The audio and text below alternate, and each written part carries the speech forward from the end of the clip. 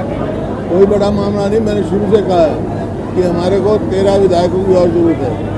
3 हमारे साथ इंडिपेंडेंट है, उनके अलावा 13 की जरूरत है। तुम सारे विधायक ले आओ भाई, हम तो कर देंगे।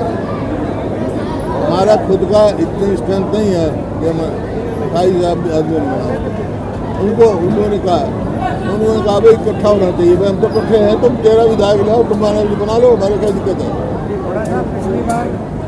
ये जो है जो बात कह रहे हैं बीजेपी से मिले हुए हैं।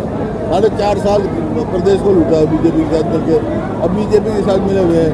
कांग्रेस को कह रहे हैं हमारे को खड़ा कर दे, बाद में साथ देंगे। मैंने कहा 10 तो MLA दिखा दे, तू 10 MLA ला के जा दे, 10 आदमियों से लिखा के दे दो कि हम साथ देंगे, तो ही तो बात है।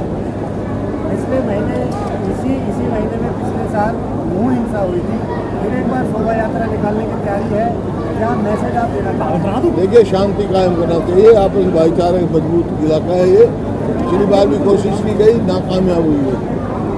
नाकामयाबी करेंगे, आप तो जो भाई हैं सब। कांग्रेस की सरकार आने पर आपने कहा जितनी भी मांगे मेवात की हैं सारी पूरी कर दी जाएगी, क्या कहेंगे? क्या कांग्रेस सरकार आने पर मेवात की सारी मांगे पूरी होगी, क्या कहेंगे? हमने पहले भी किया, जो भी यहाँ पे है, जैसे रेलवे लाइन है, पहले की जो शुरुआत की हुई थी, कोटला झील का पहले शुरू किया था, ये 4 लेन का था, सारा पहले से है। ये अधूरा छोड़ रखा है, इन्होंने पूरा करेंगे। हुड्डा साहब, आपने चेतावनी दी और प्रधानमंत्री ने चेतावनी दी, जिसको टिकट मिले वो लड़े, बाकी के जमानत जब कराए। बाकी क्या ये नुकसान देते चुनाव में? बाकी वोट काटो है। देखो, अब ये लोकसभा के चुनाव में भी ये साबित हो गया, लोग इस बात को समझ चुके।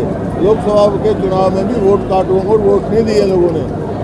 हुड्डा साहब 2 बार मुख्यमंत्री रहे, अभी बार क्या उम्मीद करें? ये बात नहीं जबकि आपकी बार क्या उम्मीद करें? 2 बार आप मुख्यमंत्री रहे, रेलवे यूनिवर्सिटी को लेकर क्या हुआ? क्या करके?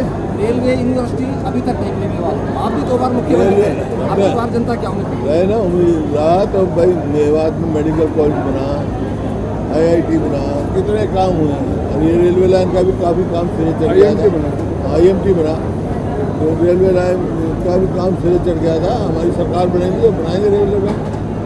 सामने आ रहा है कि अमित चौटाला और मायावती से मुलाकात हुई है, उनका गठबंधन हो सकता है, क्या इससे आपको नुकसान पड़ेगा? दलित वोट जो कांग्रेस की तरफ आया है, क्या वो बढ़ सकता है, क्या उधर जा सकता है? देखिए, ऐसा वोट आया, सारे यूपी में भी आए, हरियाणा में भी आया। और दलित ये शासित कांग्रेस पार्टी है, विकास की दर कांग्रेस। लोकसभा में मेवातियों को किस तरह का प्रदर्शन रहा है सर? मेवात में अच्छा प्रदर्शन रहा, जब तो धन्यवाद करने आए। सर, आज धन्यवाद करने आए हैं, कैसा लगा मेवात में? आप धन्यवाद करने आए हैं मेवात में, सारी तरफ जा रहे हैं, हर जिले में जा रहे हैं, तो कैसा लग रहा है? लोगों की प्रतिक्रिया कैसे लग रही है? क्या मान रहे हैं कि सरकार बनेगी? आप जा रहे हैं, वो लोकसभा के नतीजे से भी ये शब्द हो गया, संकेत दे दिए लोगों ने कि 36 बरादरी हरियाणा फैसला कर चुकी है कि आने वाली सरकार कांग्रेस पार्टी की बनाएगी। कहाँ जा रहे हैं ये?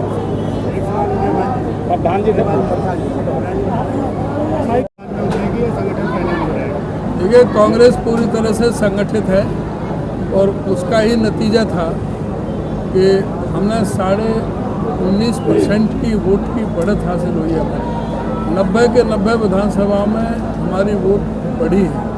हमारे सारे प्रोग्राम, चाहे वो जन आक्रोश रैली, चाहे विधानसभा स्तर की हो, चाहे जिले की हमारी रैली हो, चाहे ये पार्लियामेंट स्तर की हमारी हो, वो सारी, और राहुल गांधी जी की जो यात्रा के दौरान जो 2 फेज़ हुई, जो जन समूह, जो जन समर्थन जो उमड़ के आया, वो इस बात का संकेत है कि हमारे जो कार्यकर्ता हैं पूरी तरह से संगठित हैं। हमारे ज़िलों में सब जगह प्रभारी लगे हुए हैं, विधानसभा के प्रभारी लगे हुए हैं, पार्लियामेंट के प्रभारी लगे हुए हैं। सारे कार्यकर्ताओं को एकजुट होकर के हमारा काम चल रहा है। घर घर कांग्रेस का हमारा अभियान चल रहा है। जो कांग्रेस के जितने भी बिंदु थे, जो भी हमारी कमिटमेंट हैं, जो हमारे संकल्प हैं, उनको सब जगह पहुंचाया जा रहा है। अभी हमारा ये प्रदेश का चुनाव के लिए चुनाव घोषणा पत्र, हमारा कार्यक्रम जारी है। जो फैसले हो गए हैं उसके बारे में हुड्डा साहब ने अभी आपको बताया है सारा, और जो अभी फैसले होने हैं वो आपको निकट भविष्य में पता लग जाएगा। कांग्रेस एकजुट होकर के चुनाव लड़ रही है, लड़ेगी और जीतेगी। आपने अपने भाषण में कहा कि लोकसभा चुनाव से पहले दंगा कराने की कोशिश हुई थी, ये फिर से कोई बड़ी साजिश रह सकती है? नहीं, ये तो सतर्क रहने के लिए कहा कि ये कुछ भी कर सकते हैं।